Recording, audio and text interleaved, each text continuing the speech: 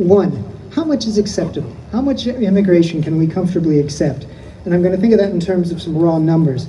Also, as most of the immigrants that come here to work, how does that actually affect Irish people? And that's what matters to me overall. So first, the numbers. We heard this week that 20% of the people living in Ireland right now are foreign-born. Now that number particularly doesn't really bother me, because many of what we're calling foreign-born people are actually Irish nationals that happen to be born in, say, Northern Ireland. They're Irish people, but they just weren't born here. The real number of concern to me is that of non-Irish residents, and that number is 703,700.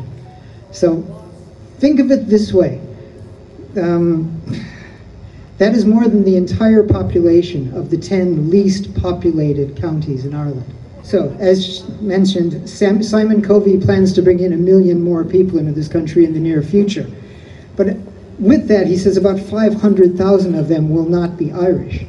And this is the plan. This is just not something they're hoping for, or this is something they're working on. So, with that in mind, with the numbers quite so high, I want to draw your attention to something.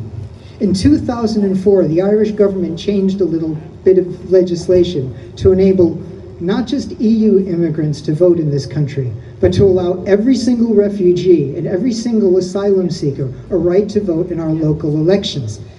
Now, that means every time a foreign person arrives in this country, you're being disenfranchised. You are losing your vote every single time. So, right now, think of Mayo's population is about 137,000. So, I'll leave that for there. The second thing I was mentioning was employment. Now, 60% of all net jobs created in Ireland since 2004 have gone to foreigners. That's 60%. Now, who are these people? Well, about 67% of the people that actually come into work have third-level educations. They've got qualifications to that level. So basically, and I'm making something of a generalization, but largely it's true, multinational corporations are basically hiring a multicultural workforce. That's what the aim of this is. And so most of these people earn pretty good money. So consider this, if I make €100,000 and I'm paying $2,400 for rent, that's $28,800 per year. But if I'm earning that much, that doesn't really make too much of a dent in my wages. It's going to be much harder for the average working person in Ireland to come up with that kind of money. And what about those other immigrants that are coming in? Those immigrants that we're told are doing the jobs that the Irish people don't want to do, in abattoirs and hospitality, etc. Well, one business owner can bring in dozens of people and pay them so poorly that their housing needs to become the rest of society's problem. 28% of Eastern Europeans and non-EU workers live in poor, overcrowded conditions. But depending on which council they're in, 30% and more of those in receipt of rent support are foreign. Irish taxpayers are literally subsidizing the private profits of business people who hire foreign workers. There is your housing crisis. So, in conclusion, thank you very much.